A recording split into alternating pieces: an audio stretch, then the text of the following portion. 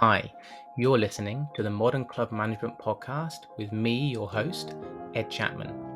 This podcast takes the lived experiences and knowledge of some of the leading figures and thinkers from the world of club management and beyond, all so that they can become your teacher and elevate your performance.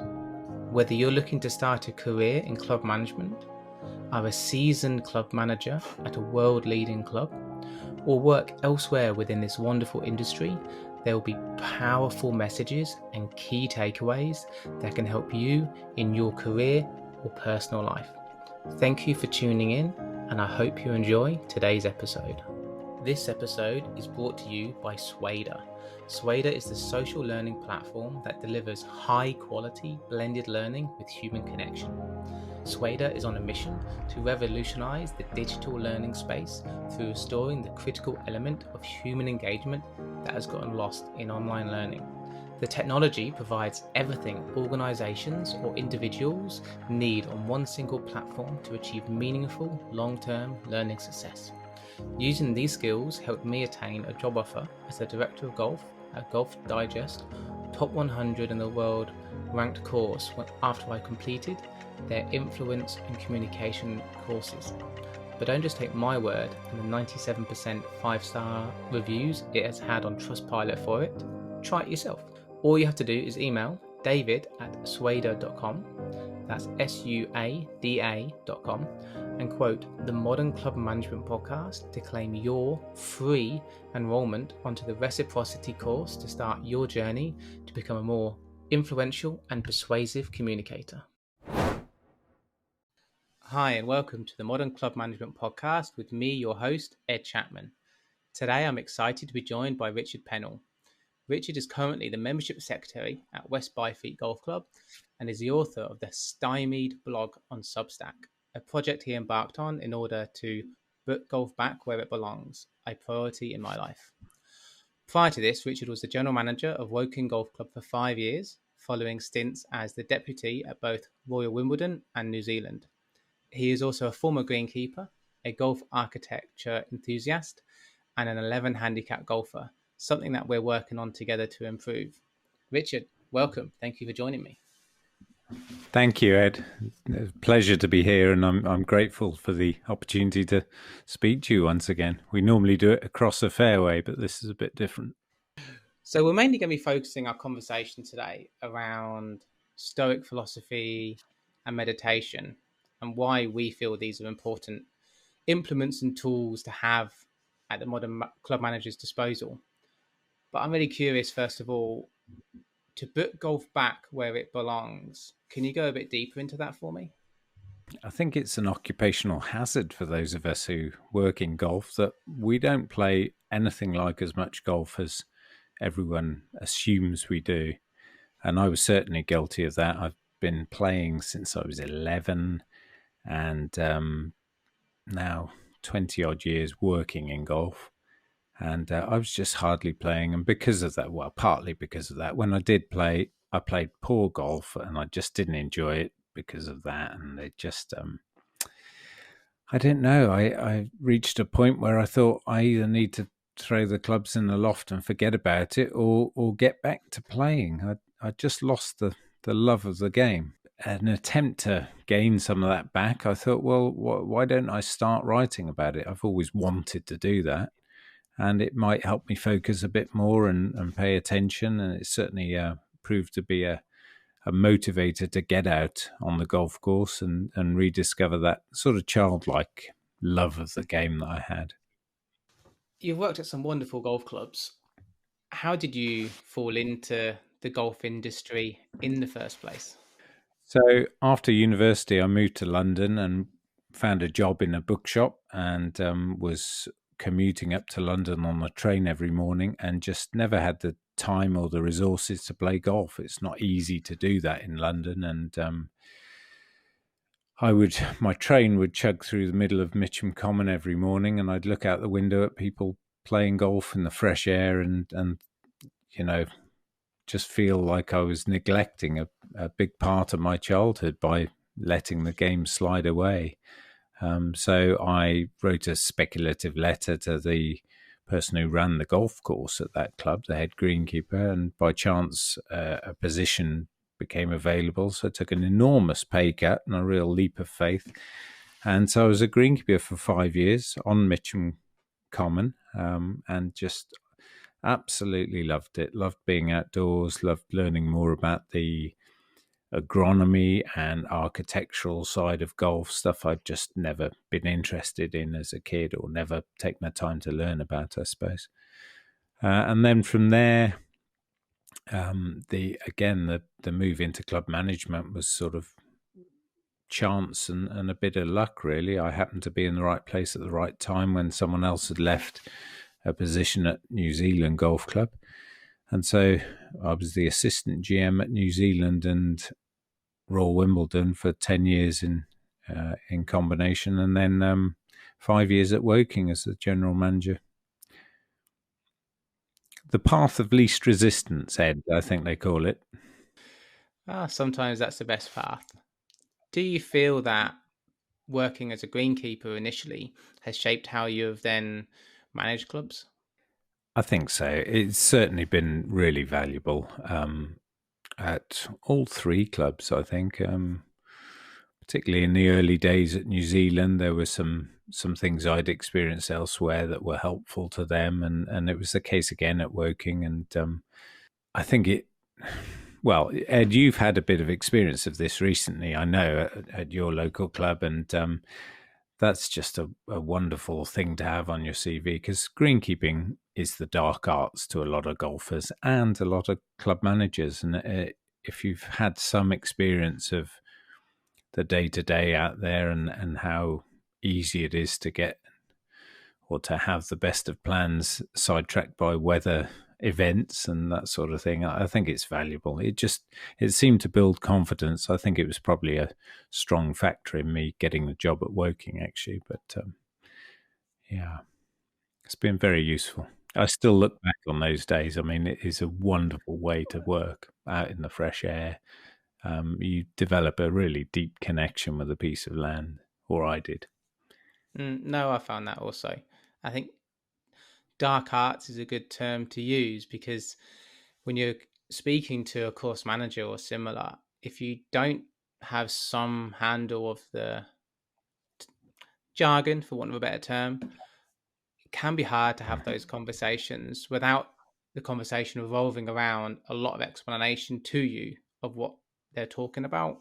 So being able to have that more of a level playing field of conversation does help. Yeah, and certainly at Woking, I was able to be the filter for an exceptional course manager and just keep stuff off his desk, allow him to get on with the job, because people are curious, and you can't blame them for not understanding turf science, because it takes years to learn that stuff. But the fact that I had my qualifications in that, I think, built confidence, and I was able to answer questions and communicate when necessary about how and why we do things. Well, you're more accessible as the club manager in the office of the clubhouse or around the clubhouse. You're the accessible person for the members to ask, not the course manager who is there early, therefore leaves early afternoon generally, and their office is not somewhere you can just stroll into usually. No, and they have the option of hiding behind a tree or in a patch of gorse, which the general manager doesn't have. So, yeah. You've never been tempted by that then? Hiding behind some gorse? Tempted, yes, but I never quite got away with it. Hiding under the desk didn't seem to work, actually. But coming back to your writing, is that something you've always had a passion for? And are there any writers that inspire you and your style? Yeah, it's an interesting one. I've always wanted to try writing, and in those 5 years when I was a greenkeeper, I thought about it a lot, because it's the nature of the job that you're sitting on mowers and, hopefully paying a degree of attention to what you're actually doing with the mower, but also you just have the space to think. And so that was quite a long time ago now. It's 15 years ago I stopped being a greenkeeper, but I'd spent those years thinking about things I'd like to write about and things that were meaningful to me. And I'd basically never had the guts to do it. And I started messing around with it a couple of years back, and then had to do a little bit of writing during COVID, and well, certainly during the first couple of lockdowns for the members at the club I was at, and found I really enjoyed it, and some of the people really enjoyed it, some of the recipients, and you'll never please all the people all the time, I know that, but I found it was opening my eyes to things. I was playing golf a bit more intentionally, and I was just more alive to what was going on around me. Not that I was going out there hunting for a story, but just looking for the details or seeing the details, I guess. It just seems to sharpen my senses for the world around me and the constant battle that golf is and the nuance of the game. It seems to have sharpened all that. It must, in some ways, then give a greater satisfaction and enjoyment to your games of golf because you're far more present in the moment because you're looking for something to write about, in the sense that what's happening that's interesting, that's unique all the time, rather than being away in your own head. Yeah, definitely. And that and meditation itself, I just found the two practices there's a lot of parallels between them, and that's a key one, just being present. And golf can be a pretty, well, Ed, I mean, your years of coaching experience, how frustrated people can get by it. I don't get any of that anymore. If I hit a bad shot or duff a chip, and you've seen me do that a few times, it's a smile rather than a curse. It's just softened my approach to the game and deepened it at the same time, I think. Both of those practices, and there's they coexist. I feel far more alive on the golf course, and when I come off, I'm still thinking about things that happened about out there and the stuff I was noticing that I probably wouldn't have noticed all those years ago because I was too busy, listening to my own thoughts continually. Not that I don't do that now, but both of these things are helping to slow that down, I think, gradually. Yeah, I've had the same sensation, and it does lead us nicely on to our first topic of Stoicism and Stoic philosophy. But before that, there's a great quote of Johnny Wilkinson, the former rugby player, who's also now very into this side of life.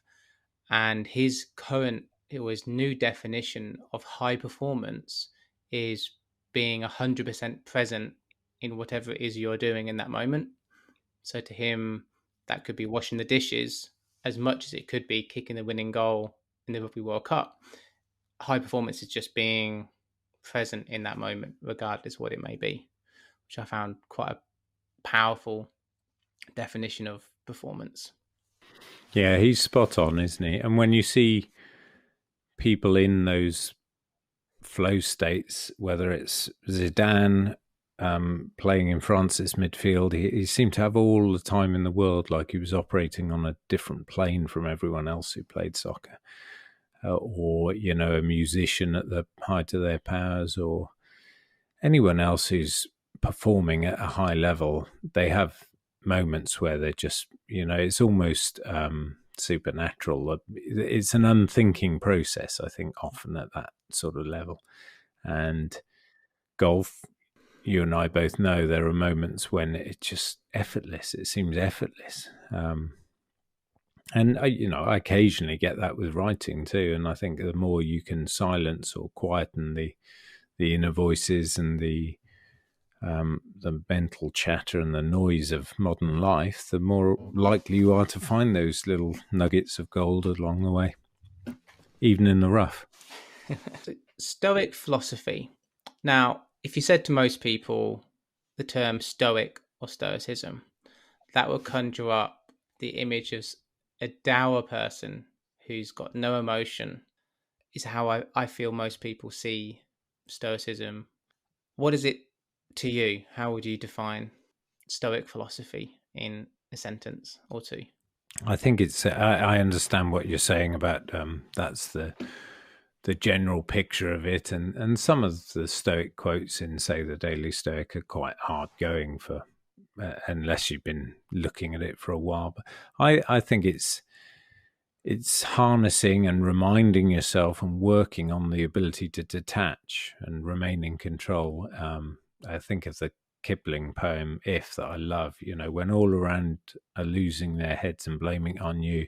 Marcus Aurelius and Seneca, they lived through extraordinary times and responsibilities, and they stayed true to what mattered to them, and they, the integrity of their behavior.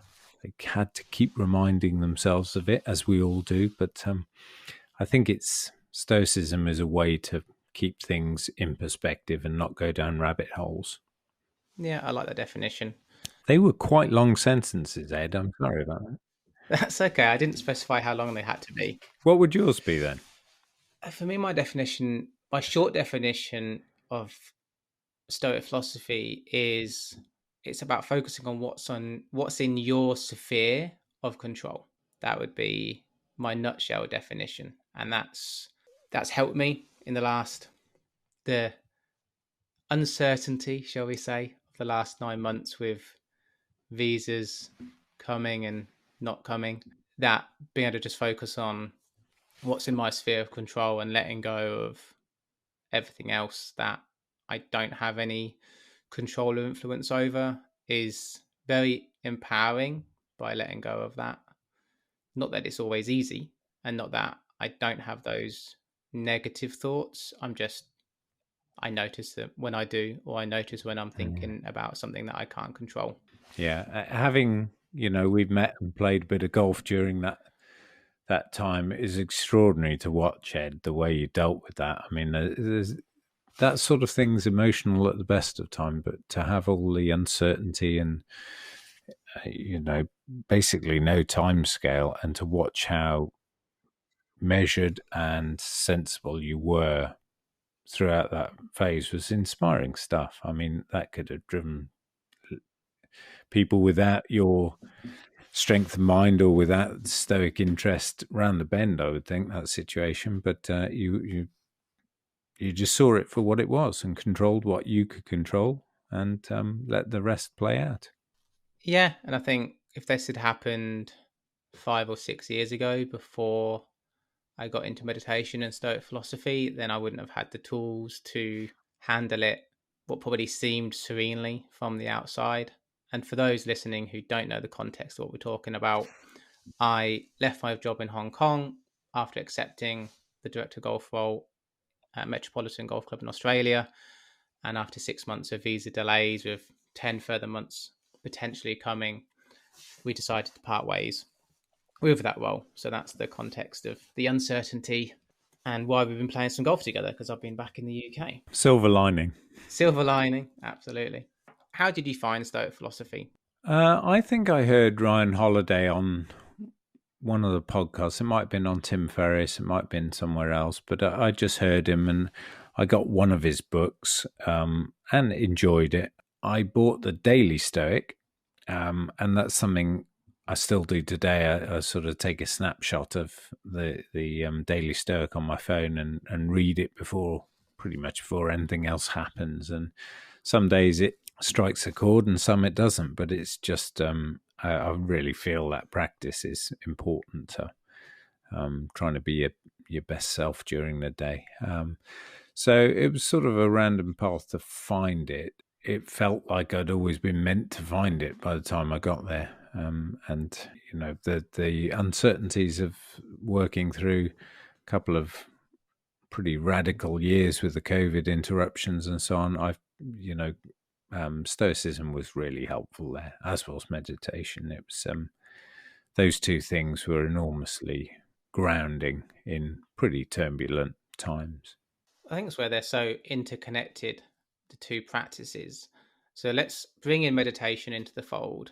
Now, for me, meditation, well, for people who don't meditate and haven't, I feel that their perspective, because this was my view before I started, was the whole point is to sit there with no thoughts. That's the goal, is to empty your mind, have nothing in there, be a bit hippie, new worldy. But in the reality, I found is that meditation is not about having no thoughts. It's about noticing your thoughts and being aware that you're not your thoughts. And what I mean by that would be, although we can invoke thoughts, most of the stuff that pops in our head doesn't come from our conscious mind. So when you stand on the tee and you think, don't hit this left out of bounds, that's just this involuntary thought that pops up, which you can choose to ignore or focus on and let that derail you, which is where that links to Stoic philosophy, where we've talked about controlling the controllables or control what's in your sphere, is that if less you can notice your negative thought patterns and spirals, it's hard to then understand what's in your control or not. Would that be how you'd see it, or do you have anything different to add? Yeah, no, you're spot on. That's how I see it, and it's it means different things to different people. And if someone's sitting down and meditating, and it brings them that sort of blissed out state where they're not thinking, that's not a bad thing at all. But it's a deeper thing for me. I think it's training the muscle to notice when I'm drifting off with my thoughts or with distractions or judgments. And the more you notice them, the more you notice them. It's sort of a like compound interest practice. It just brings me more in tune with the world around me, but also it really helps me listen for what's going on inside, not just my thoughts, but sometimes you find a quiet inside, and then feelings and almost directions appear, and it's just the strangest process to try and describe. But I found in certain circumstances in the last couple of years, it was only when I got away from work and technology and sort of sat camping in a field with time to meditate a bit more and sleep a bit more, that some things I'd been maybe not thinking about or avoiding doing, including writing and including getting back to golf, they just were allowed the space to come to the surface. I found it just the most fascinating thing. And I found books about this like ages and ages ago, 25 years ago. But it's only in really the last 3 or 4 years that it's become major part of who I am, I think. And, I get up and meditate before I do anything else, pretty much without fail. Yeah, it's a valuable thing. And how long do you meditate for? It varies. So I normally do a little bit of breathing to 3 or 4 minutes of a certain breathing rhythm. I normally do guided. Well, at the moment, it sort of changes. But at the moment, I'm doing guided meditations, which are 10 minutes. I've done longer, and I would like to do longer, but I'm constantly juggling the fact that to write anything, I need to get writing first thing in the morning, because that's how the day can work for me. Otherwise, I'll miss the writing. So sort of, there's a balance between those two. But in going back about a month, I had a spell of several weeks where I was taking the dog down the canal first thing in the morning. And I mean, there's no one around, and sitting under an oak tree there and just listening, really, and watching, but just listening. And the dog was delighted because she got her walk out first thing in the day. And so it varies a bit. I thought, given that we were starting at 10, Ed, and I was back here from school run and so on in good time, I'd go and sit on the bench in the garden and do a bit. And even that, I wander around sometimes not even hearing the bird song in the tree next to me. And I just find it, whenever I've got a couple of minutes, I try and tune in. And that's what this practice has given me, a sort of very simple method for doing that. And when you first started, how long did you do for? Is this a practice that, I think it's why some people don't do it, is they think they don't have time, which brings me back to a Dalai Lama quote, which was, everybody should meditate for 20 minutes a day. And if you're so busy and hectic and stressed with your life that you don't have time to do 20 minutes a day, you need to do 3 hours. Yeah. I've heard variations of that, but yeah, it's absolutely true. I mean, well, I think last time you and I played, we had a conversation around. I think there'd been a spell where one of us hadn't been doing quite as much of that and was aware of it and sort of meaning to get back into it. I think it was me actually, wasn't it? And I wasn't doing the evening practice at all. And I can't pretend I've developed a great deal since then, actually. But you do notice, or I always notice if I'm skipping stuff. And that is sort of the key thing. If I can get that done, the rest of my day will go better. And no question about it. Yeah, I noticed that if I do miss a period of doing it, or if I find myself with a high level of stress load, that if I do get back into the routine, if I've fallen off the wagon of daily meditation, it does make a big difference. And as you say, it's just noticing both your thoughts and how your body feels with it. And when I first started, I 10 minutes a day, or 10 minutes in the morning is what I started with, which I think it's really hard for someone to say that they don't have time. I understand people say they don't want to, but to say you don't have time when it's 10 minutes out of 24 hours, I think it's a tough argument. And what really got me to first try it, because I used to think, oh, do I really have time for this? But I was listening to Tim Ferriss podcasts, interviewing CEOs of some of the biggest companies in the world and various other people who I look at as probably being far busier than I am. Plus, they've maybe got kids to deal with, and they had time to meditate, and they valued that as one of the most important things, which is what got me first to try it. I thought, well, if they do it and they run multi-billion-dollar companies, they have kids at home, and they still find 10 minutes in the morning, I probably can. And it has been really powerful changes. I think for me, it's the ability to notice negative thought patterns. We can't change reality, but we can assign a new meaning to it. So, an example for that would be most people get pretty angry when they drive, especially maybe if someone cuts them up. But you can choose to assign meaning to what happens. They've either cut you up because they're a horrible person and they're determined to ruin your day, which is how I think some people subconsciously see it based on their reactions. Or you can choose to think, oh, maybe they've got an injured or hurt spouse or relative in the car and they're getting them to hospital, or they were just in the wrong lane because they're not from the area and they've had to cut in to get into the right lane. Well, you have a choice to make. I know which one of those choices keeps me on an even happiness or feeling level rather than a negative spiral. That's been the power of it for me. Or when I get into negative thoughts about other aspects of my life or the world, well, I just notice that I'm doing that and I just stop. I think it's hard to be angry for a very long time unless you are choosing to continually think about what it is that made you angry. That's the only way you can actually keep that anger or bad mood or whatever it might be. That's where I found it most useful.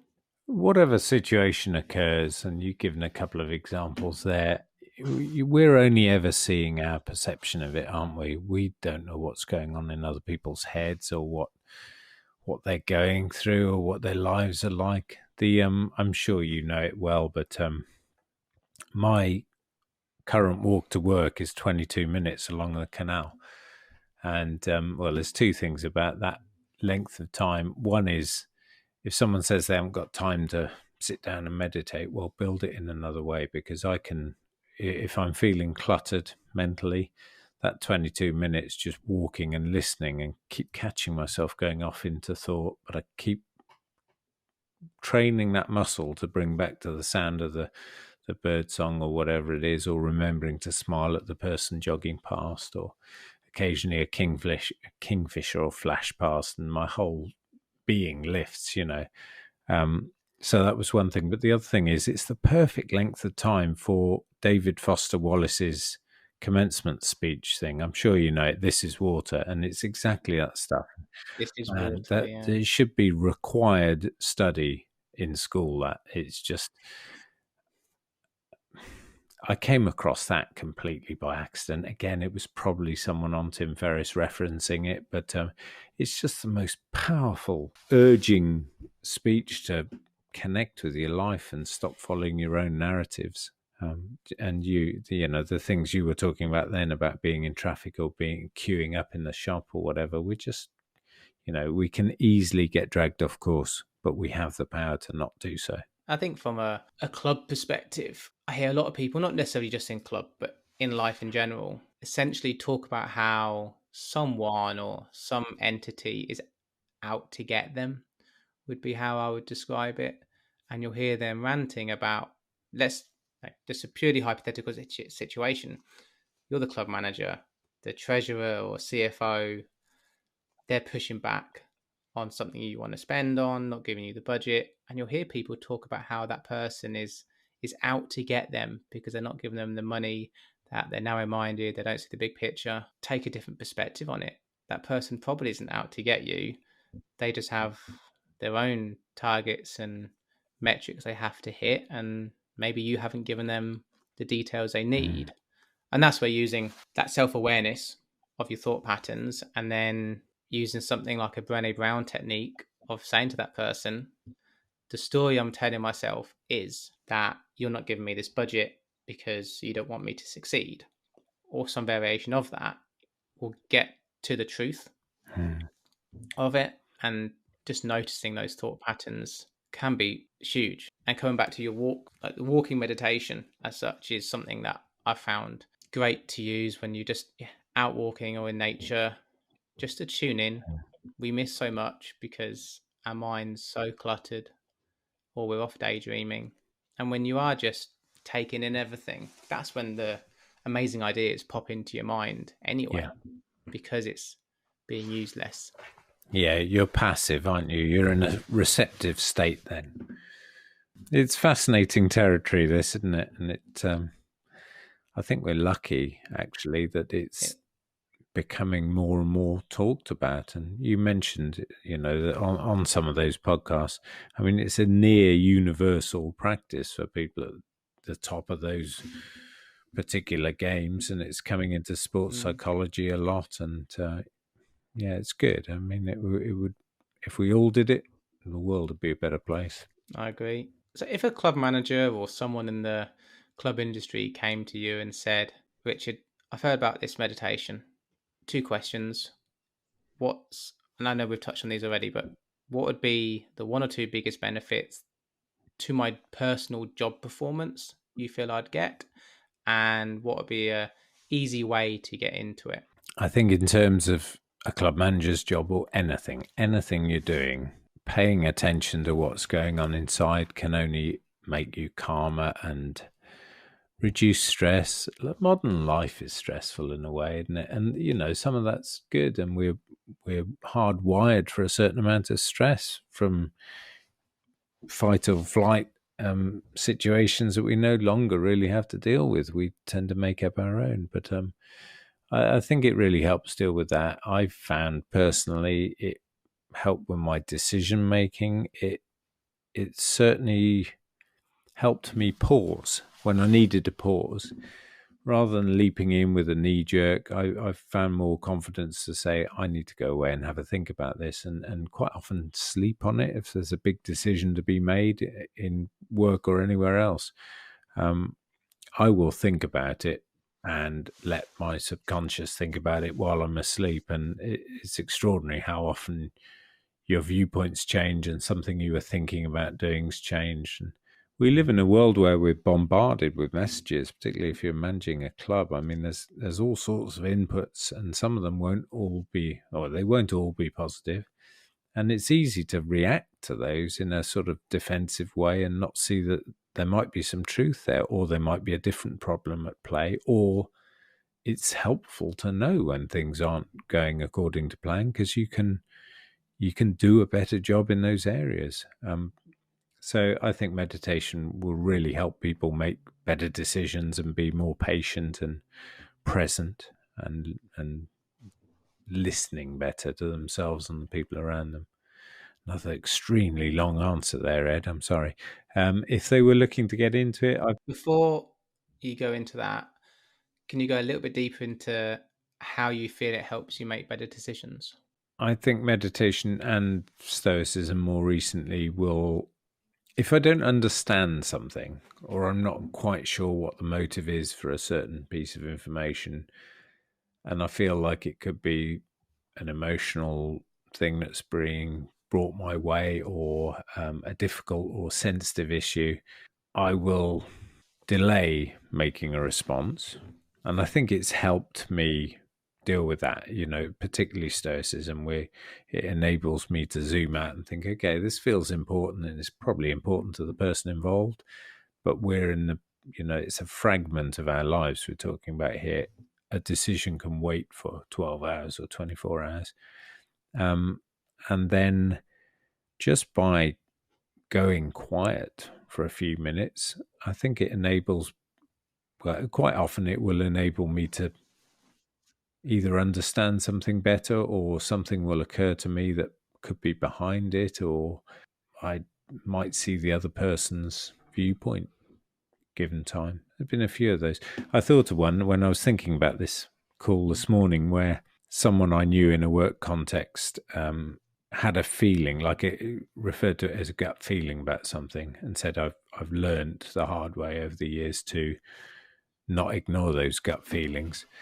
And I didn't think she was right in this very specific circumstance about what she felt. She didn't think, she felt something had happened that wasn't right. And it took ages. Like I listened to what she said, and but I still thought I knew that what was right and what was wrong. And it took about 2 years, and I realised actually she was spot on. That's most decisions can't wait 2 years, but just that sort of idea of gut feeling and instinct and non-thinking reactions to stuff, I think meditation really helps that, and sometimes there's gold to be found there.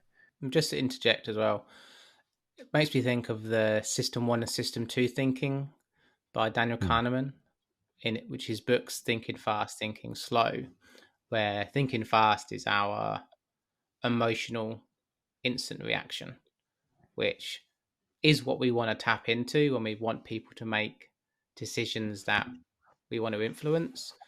But the System 2 thinking is the slower, more rational, more logical thought process, which it sounds like that's almost what you're able to tap into by being able to be more aware of your emotions and what comes up, and not react to them, but be able to take a step back. You may be able to more engage that logical, rational thinking part, even in an emotionally charged situation. Would that be fair to say? Yeah, no, it's spot on.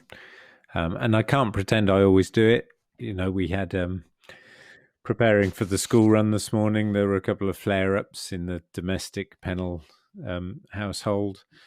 None of us are perfect, but it is a work in progress, and I think it rubs off on other people as well. I think if you're calm, particularly if you're in a management or leadership position and people are looking to you for help, staying calm and taking a long view and the slow thinking you refer to there, I think that breeds a lot of confidence in the people around you, and takes, it will take something off their shoulders too. If you're the person in charge, you're paid for the buck to stop with you. And if you keep a calm head, it just has a knock-on effect. Other people can tell you what they need to tell you and then leave it there for you to deal with.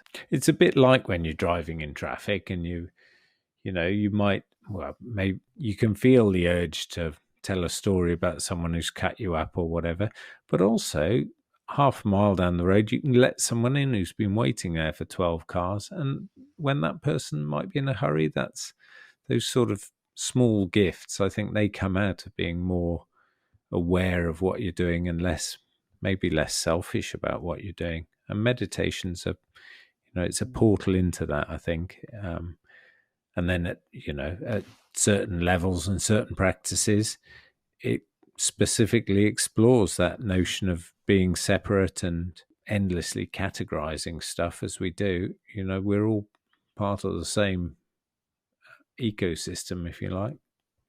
I think it helps reframe things like that in a bigger picture, zooming out of the immediate knee-jerk response.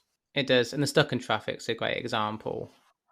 If you're stuck in traffic, no matter how negative your self-talk is about whatever idiot you think's caused the problem or beeping your horn, none of it will make you get to your destination faster. All it will do is put you in a bad mood and get your stress and anxiety levels up higher. So again, you have a choice. You either have that negative reaction and put yourself in a bad mood, or you see it for what it is. It's outside of your control, and you put a podcast, or preferably this podcast, but a podcast or an audio book on and take the time as a learning opportunity. Yeah. I mentioned This Is Water, and I was going to mention it again there because that absolutely hit Foster Wallace's nail on the head there. He was saying the point is that you get to choose. In all of these situations, you get to choose. So someone looking to get into this and saying, where do I start? It all sounds a bit woo-woo, which would be some people's reaction, I'm sure. I'd go and listen to that on YouTube. This Is Water. He doesn't specifically mention meditation, but it's absolutely what he's driving at, is being present and aware and alive in the world around you. There are apps. I've tried a few of them, Headspace and Calm. There are free versions of those or starter courses. I think you and I both share the Waking Up app that is just tremendous. And Correct. different styles and lengths of meditations and talks and theories on there, and it's all non-denominational, really. It's they're not specifically Buddhist or anything else. They're just about awareness. And that guy, Sam Harris, is fascinating to listen to because he is just on a mission to help people understand the deeper areas of their lives. One I've just started at the moment, which is great, and I've read each of their books. Jack Cornfield and Tara Brock are doing there's an online one, and I think I got it for nothing. Maybe do you do show notes? You can put a link in there for it. It's just it's I'll link these all in. I mean, I'm just 8 days into that, or 12 days into that, I think, and they take it in turns, and these are meditation teachers with decades of experience and in various different settings and real world practices and retreats and all that sort of stuff. And they're really interesting in the way they deliver the messages. So that's where I'd start, I think. 3 things I'll add into that. So come back to Sam Harris and his app Waking Up. He's got a PhD in neuroscience, so he does have a scientific background to what he does. With the app, there's an introductory course which I used when I first started, which is just introducing the practices, what it is you'll be doing, and they're quite short to start with. And with that, there's a 7-day free trial you can have, which will be linked to in the show notes.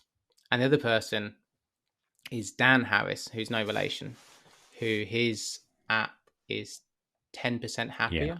Have you come across him Yeah, before? I used that for a while too, and it's really excellent. He's great because again, different styles his of content on there, and really good.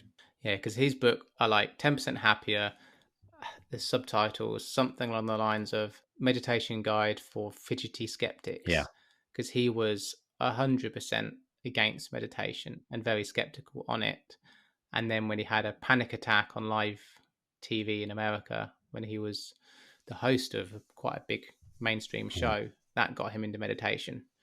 So he's someone who's come from that background too. And I think 10% Happier, the idea behind that was it's quite a achievable claim, I think, rather than to say that you'll get 90% happier. So that's another good place to start for people. And then with Stoic philosophy, then you've mentioned a few books, Ryan Holiday and Ego is the Enemy and the Daily Stoic, which is you literally read one page per day, and there's 365 or 366 pages of, and same as you, for me, some days it's a hit and it gives me something. Other days it just doesn't quite resonate. And you mentioned Marcus Aurelius and his book Meditations. And other than those starting points, anywhere else you'd get people to go? Yeah, I quite like Seneca, and Seneca comes up a lot in Ryan Holiday's stuff. But if you search for Seneca and Tim Ferriss, I think Ferriss paid for some readings of Seneca's work to be done, so they're good. They're a little bit less instant than the Daily Stoic. The Daily Stoic tend to be very manageable nuggets, don't they? The other thing, Ryan Holiday's podcast, I find exceptional, and they're normally small, and I don't tend to listen to the weekday ones because they're 6, 7, 8 minutes, and I'm already reading that day's Daily Stoic entry. But the weekend ones, where it has people on from pretty high functioning careers and a real diverse range of guests, and they just chat, and I'm sure they plan what they're going to talk about, but it just feels like it has such a flow, and he has a real skill for bringing it back to Stoic principles and so on, and good sense of humor too. So I always try and get those in on the weekend if I can. So I think that's those two things would be a pretty powerful start. Talking of Stoic principles, there's two sayings that I actively use a lot. One when I'm playing golf, and that's because it's on a medallion. That's my ball marker, which is amor fati, which just translates as to love your fate. I think that's quite a useful reminder on the golf course. You get a bad bounce, you miss a putt. That's just life. It's don't fight it. It's to you don't, as Steve Jobs said, you can't connect the dots looking forward. You can only connect the dots looking backwards. So just take each moment as it comes. And the other one, which sounds quite morbid when you first hear it, is memento mori, which translates as remember that you will die. And all it means is enjoy life, enjoy today. You don't really know when it's going to end. That's the view I take when I play golf. Each time I play golf, I just partly imagine before I tee off, what if this could be my final ever game of golf? Well, it's my last game of golf once I finish it, because I don't know when the next one's going to be yet. But one day, it will be my final game of golf. So do I want to enjoy it, even if I'm playing poorly? Or do I want to, have a bad attitude, not enjoy my game of golf, and then maybe have that taken away in an accident or whatever it might be? So I find those two sayings quite helpful for digging me out of holes if I'm in that negative mindset or self-talk, which none of this is a panacea for it. It will still happen. Yeah, but it's just giving you a tool to move past it and find benefit in adversity, and that's what Stoicism is all around. We will put ourselves and other people will put us in difficult situations, and we have the power to decide how we deal with that. They always talk about what's his name? Was it Stockdale, the guy who was in? William I think Stockdale, so. Vietnam. Just his attitude towards his well, he was a prisoner of war, wasn't he? And he just would not let the facts of that circumstance affect how he dealt with his jailers, with everyone else. He just an extraordinary story, and Ryan Holiday comes back to that one again and again. And just on the first coin about accepting the bounces and stuff, we maybe ought to, as club managers, issue those to new members on day one, and on the flip side, say, if you had a bad bounce, the general manager probably doesn't need to know about it.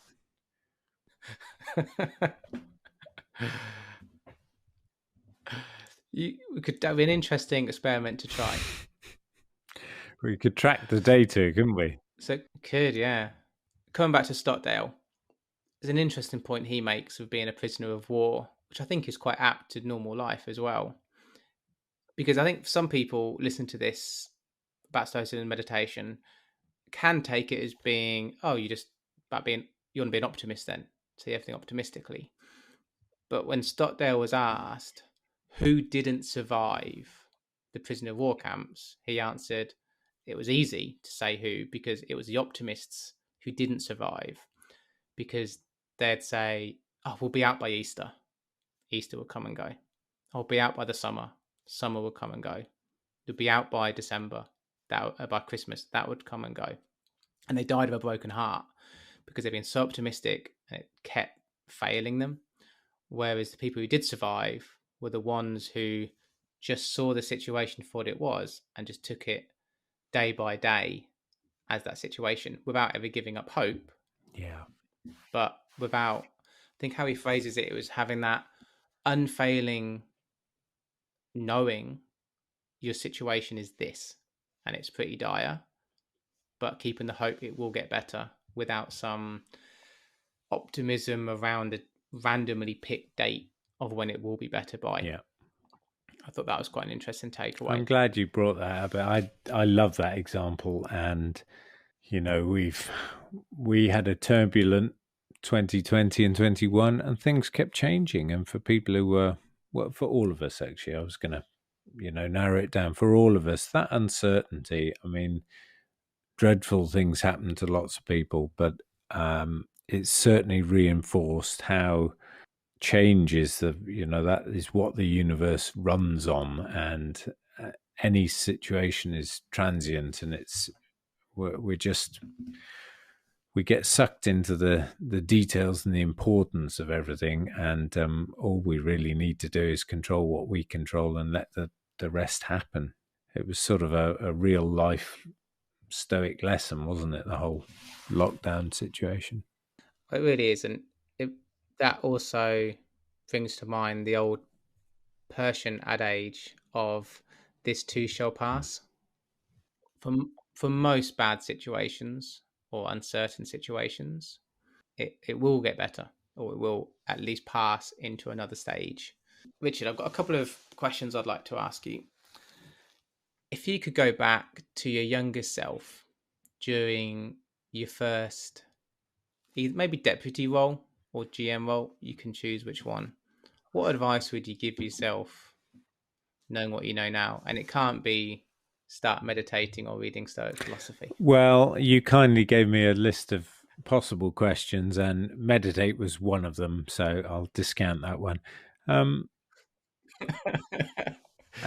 Coaching stroke mentoring, I think, is really important. I've been so lucky, and I count you among one of those, Ed, where I've a handful of just really insightful people who are open and detached from given situations that I might be going through, where they can counsel me. And, it makes it sound terribly serious, but it's not that. And I think the club industry is really strong for being able to pick up the phone and speak to the person running the club down the road, and you'll help each other. And, in certain cases, you're in direct competition, but it's not.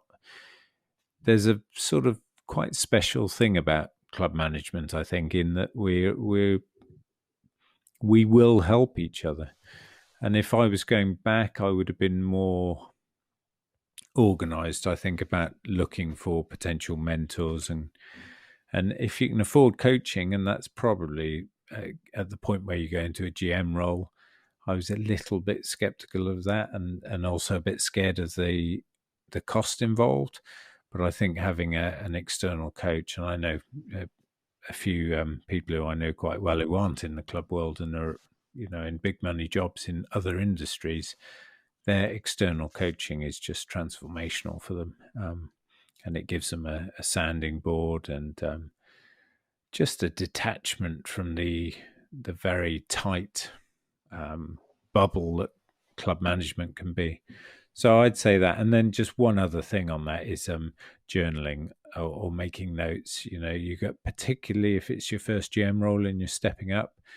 I think most of us experience some sort of imposter syndrome. I know I get it every single morning. I try and write anything. So, but when you're suddenly the boss, or you've stepped up in responsibility or whatever, it's just gold learning you can do there. So writing it down is a reflective process, or journaling on what you're going through. It's a reflective process similar to meditation, and it will just when you say something out loud or commit it to paper, it changes what's going on inside your head, I think. So I do more of that. And it's always, the excuse that I'm too busy is always there, but it'll make you a better person, a better leader if you do that, I think. Yeah, reflection and kind of debriefing yourself with journaling is very powerful. It is something I've used, and sometimes you write stuff down that's rattling around in your head, which you actually had no idea was even in there, and helps to get it out on paper sometimes. Yeah. You mentioned, I was just going to say, Greg Patterson, I think you're going to have on here. And that, I've been in enough CME sessions with him hammering, doing demands debrief at us. That catchphrase is never going to leave my head, but it's so powerful, and he's spot on. It applies to everything, not just the jobs we do during the day. Taking the time to reflect and debrief on stuff, and pre-brief as well. Go in. I know you're particularly good at that, Ed. Go in having thought about what might be about to happen. It's just enables you to react so much more quickly when unexpected things happen, because you may have foreseen them. Absolutely. When I did my master's degree recently, the week one of the entire degree was entirely around reflection. All the reading was on about how to critical reflection, because at the end of every week, we were meant to keep a reflection diary that you would reflect on what you read that week, how it had challenged your previous perceptions and ideas, what you'd learned, what you'd reinforced. And doing that for 2 years, going through that, and especially going through the research project, doing that was incredibly powerful. Yeah. Really opened your eyes to what you'd learn as well. I think sometimes we learn stuff, and although it goes in, if you don't reflect and debrief yourself on it, you don't really learn it. Coming back to the mentors and coaching side, one thing I do is I have what I call a board of directors for myself. So it's a group of 6 people who I don't necessarily have to actually speak to, although they are there for me to use as a sounding board. Sometimes if I'm unsure in a situation, or it's a difficult decision, or maybe an ethical dilemma, I just think, like, if I had to stand in front of those 6 people and tell them my choice of action, if any part of me feels I'd be uncomfortable, tells me straight away it's the wrong choice of action or decision. And they're also there. Some of them work in golf, some don't. They're there as people that I trust their opinion, even if they don't understand the precise details of what's happening. That's powerful. I've a couple of friends who one plays golf, and I very, very occasionally play with him, but he works in a completely different sphere and lives a totally different life. But he's one of probably 4 or 5 who I would call if I had a genuine problem. And it's fascinating how kind people are. They will drop and they will help, and they'll just see, certain people just see the nuts and bolts of a situation instantly, don't they? And that clarity of having an external view on it is so valuable. Is it a paid position? Especially, well, they get 10% of all my golf earnings from tournaments. Wonderful. So lucrative stuff. Generally lucrative sum, yeah. In the last 5 years, other than, you can't use meditation or Stoic philosophy in this answer, sorry, either. In the last 5 years, what new belief, behavior, or habit has most improved your life? Just writing.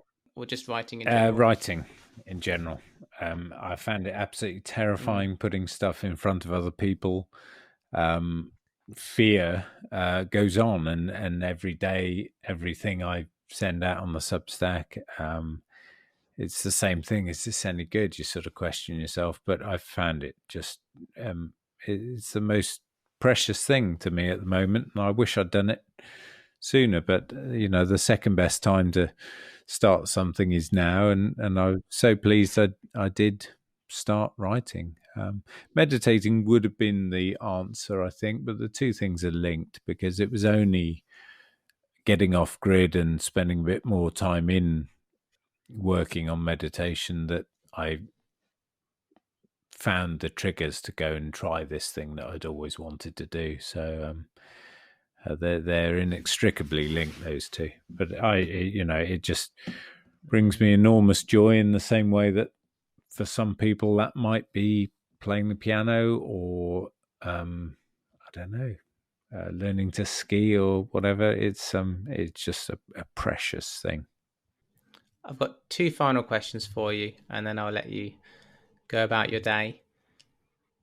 What advice do you think your 10-year older self would give you now? Yeah, I play around with this sort of thing, and I've heard it other people talk about, writing a letter to your future self and writing one back and writing to. I find the whole process fascinating. I thought about this a bit this morning. I'm in a really good position at the moment in terms of my work-life balance. I have a job that I really enjoy, and I have plenty of time while my children are at an age where they're around. And so I think my advice would be to just things are developing here, and the writing is taking me in a different direction, and I just need to be patient, I think, and take my time going back into a full-time job if one turns up.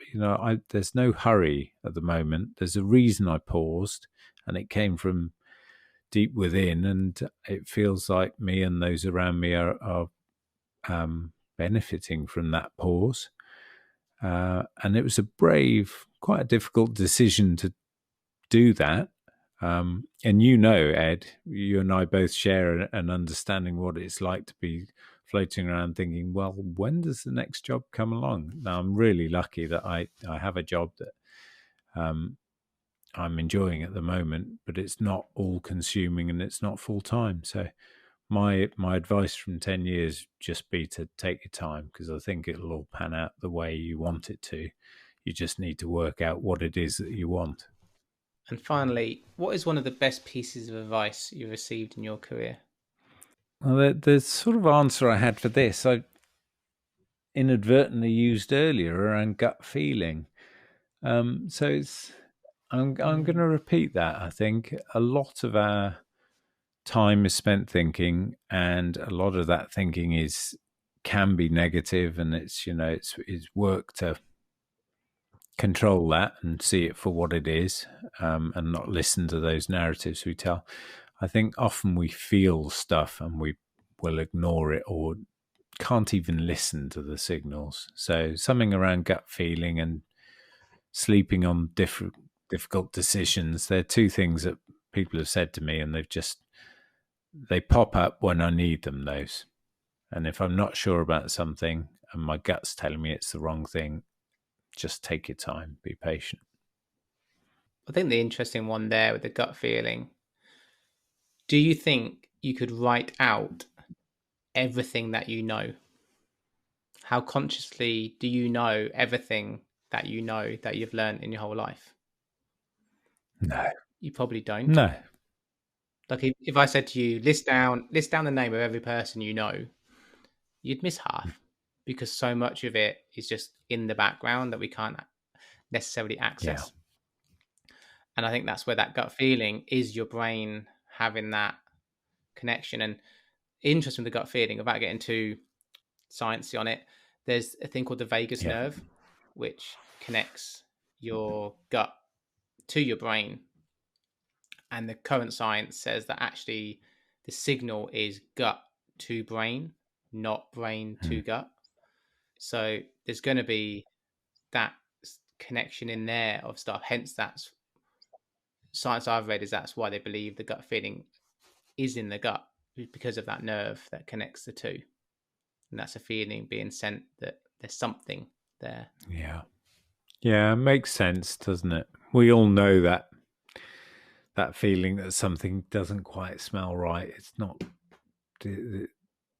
not as it looks. We all know that, and it's quite easy to ignore it or let a logical decision or seemingly logical decision override it. But no, I think it's a powerful thing. But again, we come back to slowing down and paying attention, and meditation helps that. And listening to each other and ourselves is just a skill that we could all do with a bit more training on, I think. I agree. And links to everything we've discussed will be in the show notes. Richard, thank you for joining me. I really enjoyed our conversation. Likewise, Ed. Thank you so much. I look forward to our next conversation across. You'll be in the centre of the fairway and I'll be in the heavy rough. We'll continue the dialogue. Thank you for joining me on this journey as we dive into the world of club management. I hope you enjoy listening to these conversations as much as I enjoy having them. If you do enjoy and get value from them, I have 2 small requests. Simply subscribe to the show on your favourite podcast listening app and leave a review, and share it directly with someone whom you think would benefit from listening. If you're interested in being a guest on this show yourself, then you can reach out to me using the details in the show notes, or email me modernclubmanagement@pm.me. In the show notes, you will also find a link to my bi-weekly newsletter that complements these conversations, where you can sign up to receive these directly into your inbox so that you never miss out. Thanks for tuning in, and have an amazing day.